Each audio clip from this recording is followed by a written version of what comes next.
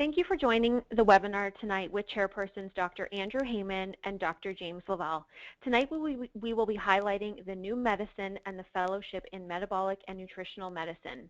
We will cover course curriculum, fellowship benefits, university affiliation with George Washington University and University of South Florida. We will have a question and answer period with the chairpersons. Please use your chat option to ask questions, and we will address the questions after the presentation. Dr. Andrew Heyman is the Director of Medical Education for MMI's Integrative Medicine Fellowship Program.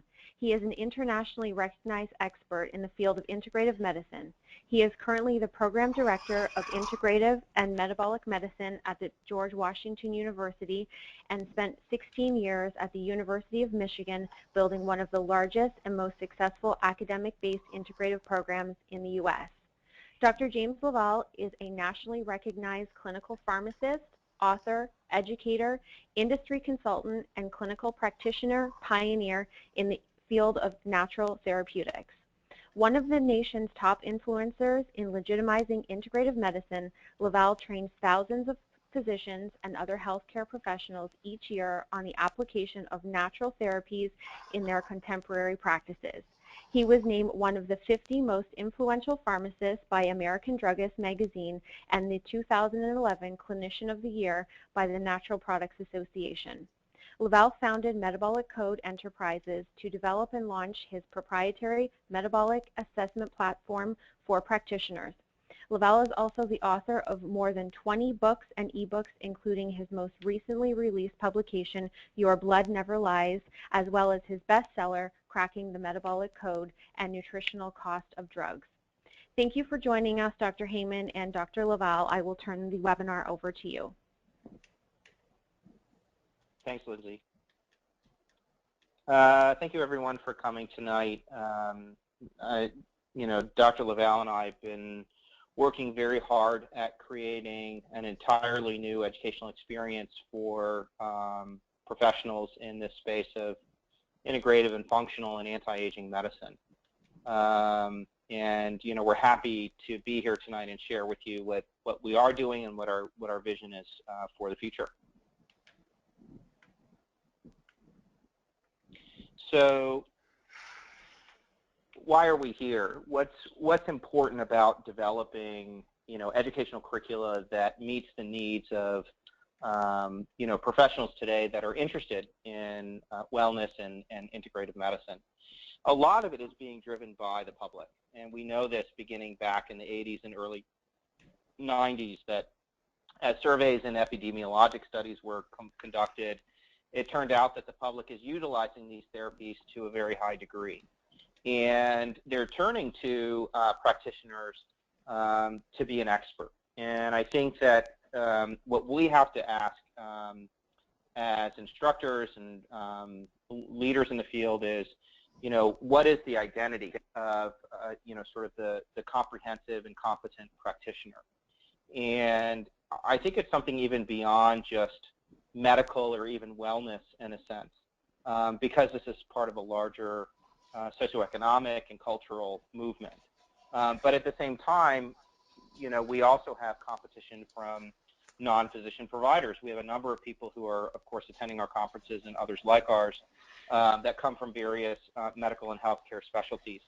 And so the marketplace is getting relatively congested by, so-called experts.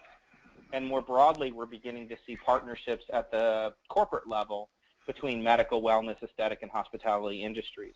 So there's a lot of movement in the marketplace right now, which also creates a lot of opportunity. And I think many of us are looking to grab onto some of that in our own practices and for our own professional endeavors.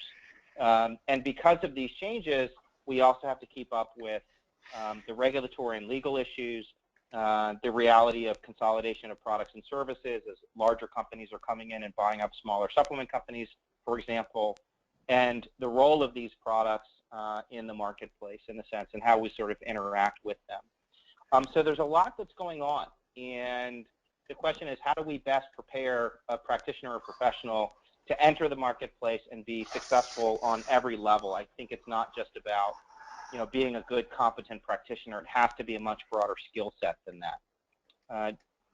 Jim, do you have anything else you want to say to that? Well, Andy, I think you're exactly right. I mean, when you look at what's going on in the marketplace, the lines are blurring between healthcare, retail, and what's going on corporately.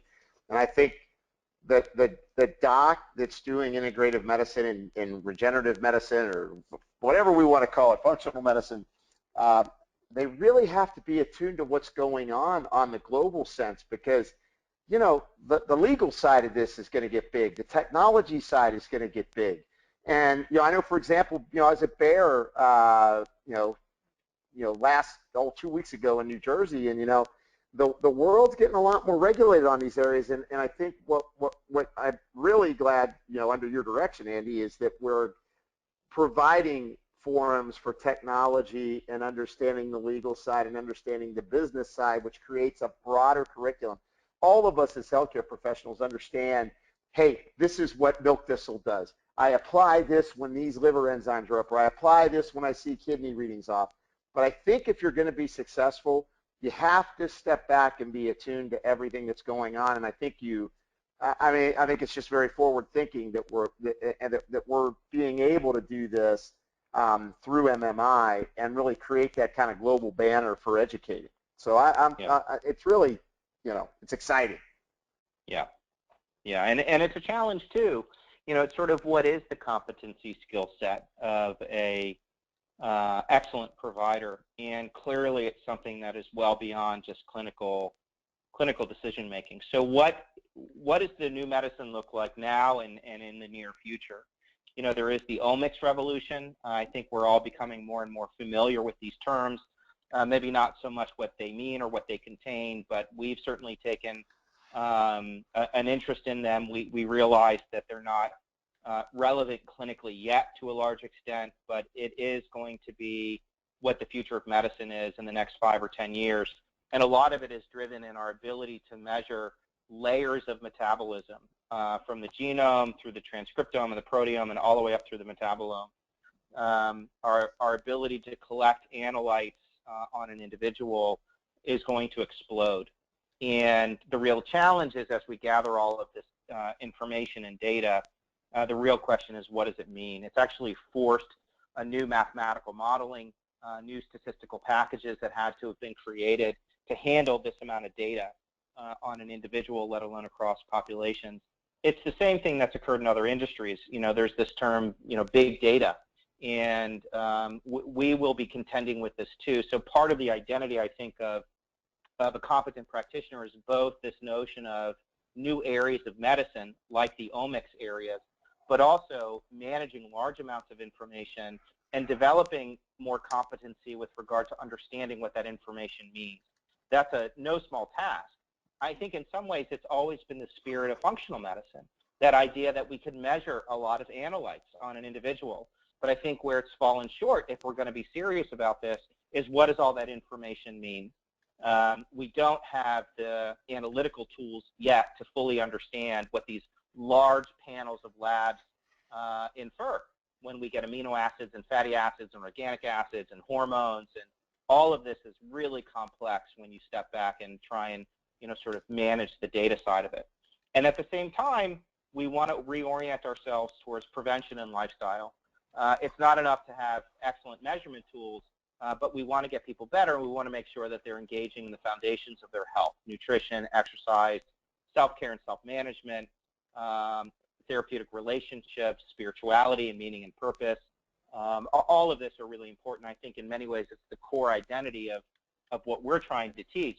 You know, I like to say, and I know Jim likes to say too, that, you know, if you can't get people to sleep better and eat better and move more, it doesn't matter. You could throw a ton of supplements at them and they're not going to actually do better. So we have to be really strong in our foundational skill set. And we can't forget in some ways what our distant roots are in terms of world healing traditions. I know for myself and also for Jim, we have strong foundations in Chinese medicine and homeopathy and manual therapy and, you know, a wide variety of these, you know, older, you know, world healing traditions. So what does this really look like? You know, the medicine of the future is personalized, it's predictive, it's preventive. We'll have the ability to assay 1,000 to 2,000 analytes yearly on an individual. And the goal, of course, is to assess for early imbalances in biological trends. And these trends are important because it gets at that underlying notion of a systems biology approach. We're very interested in this, and sort of what does all this information mean in an individual? How do different data points connect with each other and correlate? And can we elucidate trends that are going on in a person's health and metabolism that are predictive of their future health or not? It is an enormous shift in how we think and how we operate. It means we have to become much more familiar with these measurement tools, analytical tools, the role of technology, and still maintain a grounding in sort of wellness and lifestyle and an orientation towards prevention. It is not enough anymore to just know which herb does what. That's sort of almost old school, nutritional and functional medicine. The world is changing rapidly. Jim, do you have anything that you want to add to that? No, I think you've covered it well. I think the net of all of it is hopefully what happens is you have an elegant way to figure out what do I do on Monday, because people are coming in and they have their need sets, and we have to. It's not enough to give them a bunch of lab values, give them 2,000 analytes, and then it take them 8 months before they feel well. It's structuring the information and creating critical steps like Andy talked about as it relates to sleep and stress management, and how do I improve my IBS, and how, getting really serious stakeholders in creating a feeling of wellness in the patient so that they can stick with you, because I know it's a major challenge for a lot of people doing this work. Because they order a bunch of tests, and the tests are kind of scattered, and then they don't necessarily get that critical path down that needs to happen. And I think that's really, that's what's exciting about what's going on with MMI, is we're bringing together the best experts to help really create that type of approach. Yeah, that's right. And so, from our perspective, what does our medical education need to encompass now and in the future? Well, today our conventional education is really focused on conventional medicine, the biological sciences and the clinical sciences that flow from that. What we're proposing as a amalgamation, as an integration across learning domains, across skill sets, is something much broader than that.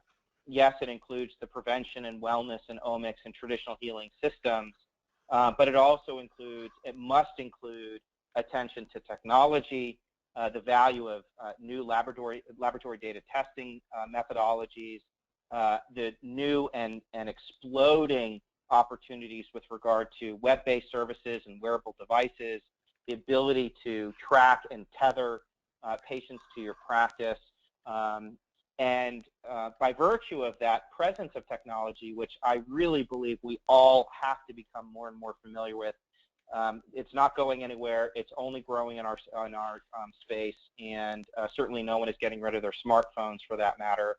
But what does all this information mean?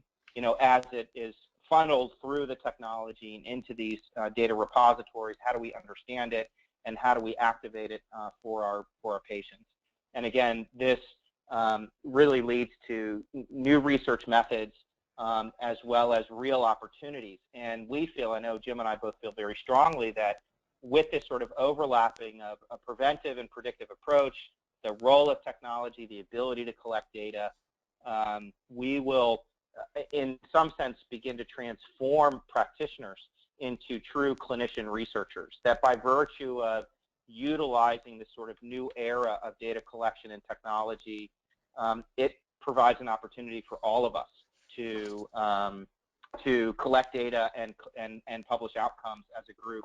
One of the opportunities that I've been working with at George Washington University is, now that we have our new master's program, we have an agreement with the institution that should you complete the master's and agree to adopt certain technology platforms, and also agree to therefore collect data in your practices, number one, we're looking to create a network of practices that are linked together and have the capacity to collect data, but that in fact will also create an opportunity to put you on faculty at George Washington University.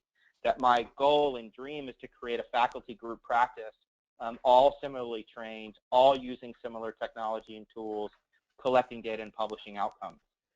This is an enormous Andy, I think opportunity. I just want to add to this, guys. As we all know, proving personalized medicine isn't the easiest thing. So for us to kind of put this together so that we're able to kind of create this predictive modeling and then be able to really show the outcomes, and through the domain of personalization, really, quantify what we're doing and what we all believe in. It's just, I think everyone involved at MMI is just super excited because this is a big step forward. You don't have an N of 6 anymore proving that, a certain extract is doing something. Now you're really figuring out what all the lifestyle therapies, interventions are doing collectively to move that person forward. Then you have the data collection to be able to get behind it. I think that's huge. I just got to, I had to reemphasize that. It's groundbreaking stuff. So it's great. Yeah, we're very excited. And our hope is that this isn't just a one-way street of, bringing experts together to teach a curriculum. What we're hoping is that by virtue of that process, we generate and create a community of like-minded professionals where we're all engaged in that process of moving the field forward. It's the first time that we've ever had an opportunity to do this, and we're very lucky to be in this spot. It's been an effort over many years by many people to get us to this moment, and certainly a number of people who predated even Jim and I. Absolutely. In our role in this regard, and I think we're both probably very thankful that we are where we are. But we do feel this is the new medicine. It's a more rational, more considered, more effective way of practicing healthcare. And we are very lucky as well to have not one but two major academic centers that have looked at our curriculum and both endorse it. They both support it. They both offer master's programs as part of the training, as part of the opportunity. I honestly think that says a lot when you look at the marketplace of education and you really look at who has academic affiliations and who doesn't. We've worked very, very hard to create both of these relationships. We certainly have to, applaud Dr. Smith's efforts in nurturing and growing what is now a very stable master's program at USF. Obviously, we're doing the same at George Washington University. We have not only a graduate certificate and master's, but I'm happy to announce the opportunity for a PhD and all of the post-education opportunities in terms of participating in a network of practices. Both institutions have been wonderful in their support of us, and I can't say enough about how important it is to, by virtue of their presence, to help us move the field forward overall. So, fellowship overview. So what does it mean when you engage in MMI? What is the experience? What are the topical areas? We have a few comments here that I think are really important, and each word, each idea was actually carefully chosen. But this is advanced medical education. We believe that this is about as current and progressive as you're going to get. We are focused on health promotion and wellness and prevention and management of disease, all of the above. It's not just about managing chronic illness. We are extremely evidence-based, and we care about the sort of metabolic, functional, and nutritional dimensions of practice. And we do feel that our content is unparalleled. We are interested in the groundbreaking research that's occurring in various research institutions and by research groups, but we too want to begin to contribute to that knowledge base. And we are developing mechanisms to do just that. And we work very hard to find content experts, truly world-renowned speakers. It's a real labor to put all of this together, but I think when you look at the quality of education that we've assembled, it really is something that is unique and something special. Well, and one thing I want to add too, Andy, is that we're really, we've been teaching nutrition and putting our foot in it for the last 2 years, but with the new module that I'm teaching, where we're bringing in exercise prescription and more focused nutrition and understanding movement and biomechanics, most of the things that you get taught in various curriculums tends to orient towards how to use hormones, how to use IVs, and how to use natural products. And what we're really doing with this fellowship program and the modules is really rounding out your education so that you're able to talk to the exercise specialist or fitness instructor, that you're able to talk and converse and tell the dietitian what you want for this patient's diet. And I think that's really important. And Andy, you said this a lot of times. You know, two of the biggest pillars of your health are diet and exercise. And most of the time in these courses in different areas, nobody really talks about it other than they say, well, everybody should eat a plant-based diet. Nobody gets into really understanding the clinical aspects of nutrition therapy and diet so that you can have an intelligent discussion with a licensed dietitian if you needed to. Yeah, that's right. I mean, I really believe that the foundational aspects of lifestyle and wellness and prevention are just that. And I would also include self-management, self-care, stress management. We need to really ground ourselves in those approaches, and we attempt to really do that in our fellowship modules. And you'll see that there are a lot of familiar content areas, but the quality of each of these weekends is without doubt, I think, the industry leader. When you look at the quality of speakers, the quality of content, how we work very hard to make sure that, especially now that we have a process in place where all of our speakers get together before the weekend and begin to talk about what their content areas are, how they overlap, how do we integrate knowledge within the framework of a weekend.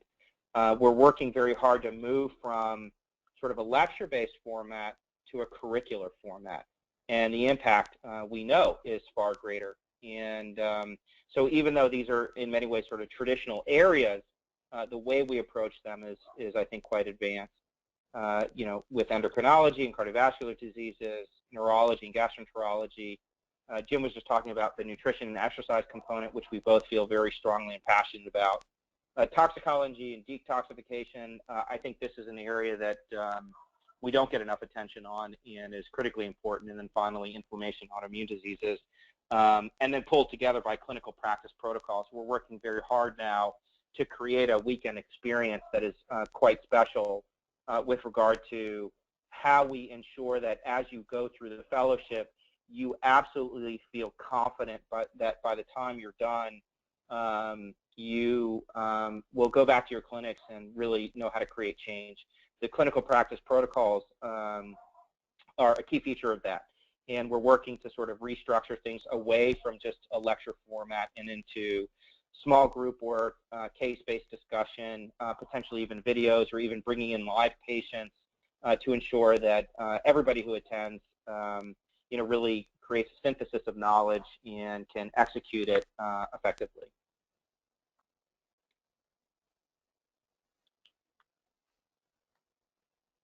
So the learning experience, certainly we have live modules.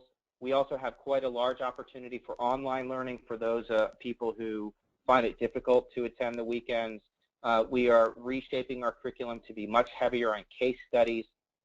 We are very interested also in hands-on learning. I think, Jim and I had fun at one of our last modules about a year ago, teaching acupuncture needling techniques, injecting homeopathic remedies, learning basic manual therapy approaches. We also taught PRP and how to inject the scalp and the face and joints. We really care about the experience of the learner and making sure that it's not just something that you see on a slide, but that you can touch it and feel it and see it and do it and walk away feeling like you really learned something special.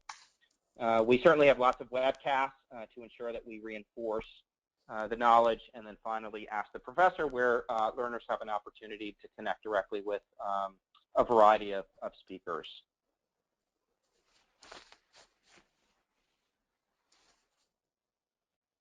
Jim, do you have anything else you want to say? No, I think the once again, I think it's so important. I know when I put together Module 20 with Andy, and we took a lot of time to break that into small groups and evaluate labs and do role playing and really learning how do you evaluate this person, and not take 2.5 hours to evaluate one case, but really learn how to do evaluation quickly and efficiently so that you're able to have a practice. So you're not in a practice where you're seeing 5 people a day. Because it's incredibly important in order to be profitable and keep your doors open. I mean, unless you're in some super, affluent area where you can do that.